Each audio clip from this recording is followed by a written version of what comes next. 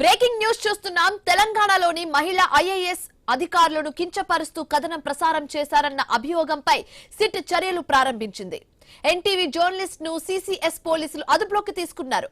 NTV input editor Donthu Ramesh సహా NTV నుంచి CMO వార్తలు కవర్ చేసే రిపోర్టర్ పరిపూర్ణచారి, ఎన్టీవీ నుంచి సచివాలయం వార్తలు కవర్ చేసే రిపోర్టర్ సుధీర్ ను అదుపులోకి తీసుకున్నారు. బషీర్బాగ్ సిసిఎస్ కార్యాలయంలో విచారణ కొనసాగుతోంది. మరోవైపు ఎన్టీవీ ఆఫీసులోనూ సోదాలు నిర్వహించారు.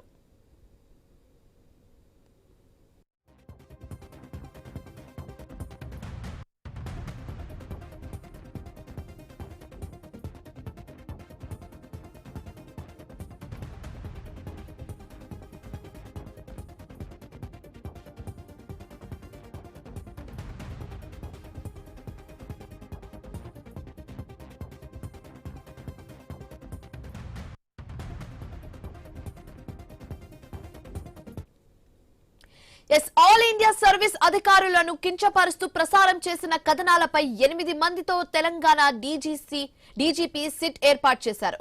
కొన్ని ఛానల్స్ తో పాటు యూట్యూబ్ ఛానల్స్ పైన కేసులు నమోదు చేసి యాక్షన్ లోకి దిగారు. ఎఫ్ఐఆర్ నమోదు చేశారు. ఎన్టీవీ యాజమాన్యం, ఎడిటర్లు, రిపోర్టర్స్, యాంకర్స్ పై ఐఏఎస్ అధికారి జయేష్ రంజన్ ఇచ్చిన ఫిర్యాదు మేరకు ఎఫ్ఐఆర్ పెట్టారు. మొత్తం 9 సంస్థలపై ఎఫ్ఐఆర్ నమోదైంది. అందులో A1 గా ఎన్టీవీ యాజమాన్యంతో పాటు ఎడిటర్స్, రిపోర్టర్స్, యాంకర్స్ కూడా ఉన్నారు. మరోవైపు హైదరాబాద్ లోని ఎన్టీవీ కార్యాలయానికి సిసిఎస్ పోలీసులు వెళ్లారు, సోదాలు చేశారు. సిబ్బందితో మాట్లాడి కొన్ని వివరాలు సేకరించే ప్రయత్నం చేశారు. ఛానల్ సర్వీస్ చూపించాలని కోరినట్లు సిబ్బంది చెప్తున్నారు. ఎన్టీవీ కార్యాలయంలో నిన్న కూడా సోదాలు జరిగాయి.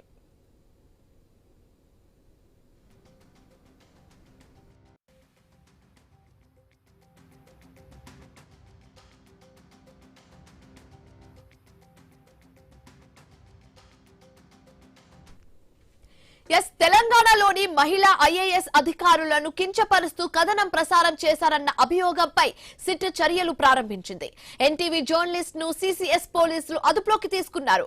NTV input editor Donthu Ramesh సహా ఎన్టీవీ నుంచి సీఎంఓ వార్తలు కవర్ చేసే రిపోర్టర్ పరిపూర్ణచారి, అలాగే ఎన్టీవీ నుంచి సచివాలయం వార్తలు కవర్ చేసే రిపోర్టర్ సుధీర్ ను అదుపులోకి తీసుకున్నారు. బషీర్బాగ్ సిసిఎస్ కార్యాలయంలో విచారణ కొనసాగుతుంది. మరోవైపు ఎన్టీవీ ఆఫీసులోనూ సోదాలు నిర్వహించారు.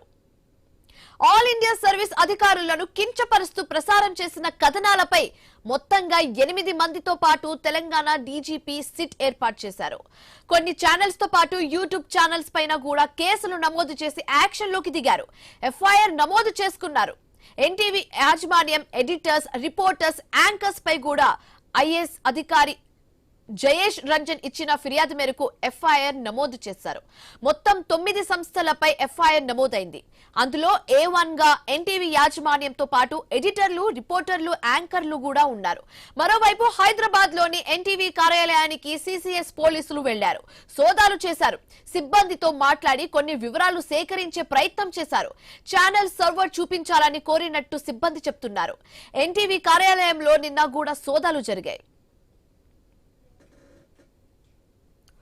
మరింత తాజా సమాచారం మా కరెస్పాండెంట్ ఏవై స్వామి ఫోన్ ద్వారా అందిస్తారు. స్వామి, శివాని, హైదరాబాద్ లో జర్నలిస్టుల అర్ధరాత్రి అరెస్టులు కూడా కలకలం సృష్టిస్తున్నాయి. ఒకవైపు ఎన్టీవీలో ఆల్ ఇండియా సర్వీసెస్ మహిళా అధికారులపైన వారి వ్యక్తిత్వాన్ని హననం చేస్తూ ప్రధానమైనటువంటి కేసుల విషయంలో ఇప్పటికే IAS officers association secretary Jayesh Ranjan ఇచ్చినటువంటి ఫిర్యాదు మేరకు ఎఫ్ఐఆర్ నమోదు, సిసిఎస్ లో ఎఫ్ఐఆర్ నమోదు చేశారు. మరోవైపు నారాయణపేట జిల్లాలో కూడా ముఖ్యమంత్రి రేవంత్ రెడ్డి సంబంధించినటువంటి సోషల్ మీడియాలో తప్పుడు కథనాలు పోస్టులు పెట్టారని చెప్పేసి కూడా మరొక ఎఫ్ఐఆర్ నమోదైంది. దాని మీద కూడా విచారణ కొనసాగుతుంది. వీటికి సంబంధించి నిన్న ముఖ్యమంత్రి, హోంశాఖ మంత్రిగా ఉన్నటువంటి ముఖ్యమంత్రి ఒకవైపు ఆదేశాలతోటి డీజీపీ ఒక స్పెషల్ ఇన్వెస్టిగేషన్ టీం ఏర్పాటు చేశారు. దీని ద్వారా విచారణ కొనసాగిస్తున్నారు. ఇప్పటికే ఎవరెవరైతే ఈ కథనాలను ప్రచారం చేశారో, ఒకవైపు అధికారులకు సంబంధించినటువంటి వ్యక్తిత్వ హననం కోసం వ్యక్తిత్వాన్ని కించపరుస్తూ చేసినటువంటి కథనాలకు సంబంధించి కొన్ని శాటిలైట్ ఛానల్స్, మరికొన్ని